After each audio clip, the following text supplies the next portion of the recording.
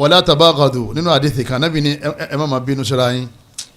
wala tahasadu ẹ má máa pẹ̀gàn ara yín ẹ má máa rò kó orí ara yín bọ́ wala tadabaru ẹ má kẹ̀yìn síra yín wa kunu ibadallahi ikhwana ẹ jẹ́ ọmọ ìyá tẹ́ nífẹ̀ẹ́ ara yín tẹ́ máa ṣàdúrà fúnra yín lérí orí tọ́lọ́mọba ṣe kíni tọ́lọ́mọba Allah tó bá ṣe fún yín. Ànábì wa Muhammad sallallahu alaihi wasallam Ànábì ní idha ra'a ahadukum min nafsihi aw malihi ẹnì kọ̀ọ̀kan yín tẹ́ bá rí tó da lára ara yín abẹ́rí nínú dúkìá yín aw min akhihi abẹ́rí lára ọmọ ìyá yín ma yu'jibu nǹkan tí máa ń wúyàn tí máa ń dáyàn lọ́rùn wọn náà lọ́kàn wúra rẹ̀ ọwọ́ rí ibì kan tó dáa pé alhamdulillah àbúrò ọmọ ìyá rẹ̀ tọ́lọ́wọ́n bá aláṣẹ dáadáa fún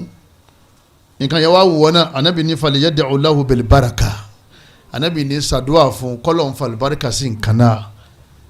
ta ló ní mọ́tò yìí ọlọ́run ṣẹ̀ṣẹ̀ ni barakallahu fi bó ṣe barakallahu fi yẹn àṣetánì tó fẹ́ ba mọ́tò yẹn jẹ́ yóò ti sálọ àwọn igbó barakallahu fi tọ́lá àwọn fẹ́ kí baraka ó ṣe kí ni kọ́ wà ń bẹ̀ ṣètánù ní plan dáadáa fún aláyàtọ̀nù inna shaytana lakum aduwwun fattakhidhuhu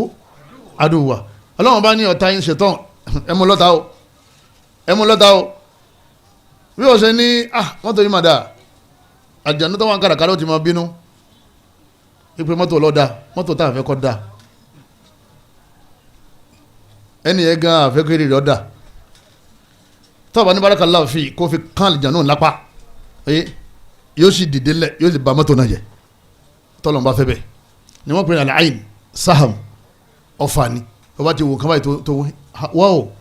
subhanallah kọ́ya ní barakallahu fi àbí masha allahu tabarakallah tọ́wọ́ bá ti sọ ọba jẹ́ wòlíì ọlọ́run àlìjáná ọba nǹkan yẹn jẹ́ àfi tọ́lọ́run ọba fẹ́ ni wọ́n pè ní Alaee Ànábì ní Alaee haq Ànábì ní ojú wa òdodo lójú èyàn máa wo kan báyìí tí nǹkan sì bàjẹ́ walau kana shay'un sabiqal qadar tọ́ba yìí jẹ́ pé kíní kan bẹ tí máa ń ṣáwájú kádàrá ni lasabaqatul ayn ibi ojú sáré dé tí yàrá bá nǹkan jẹ́ dé ìbá kọjá kádàrá àmọ́ kádàrá ti kọjá ẹ̀ ìtọ́fẹ́ bàjẹ́ yẹn tẹ́lẹ̀ bí ọ̀ràn jùmọ̀ tẹ́lẹ̀ náà yóò ṣe kíní yóò padà bàjẹ́.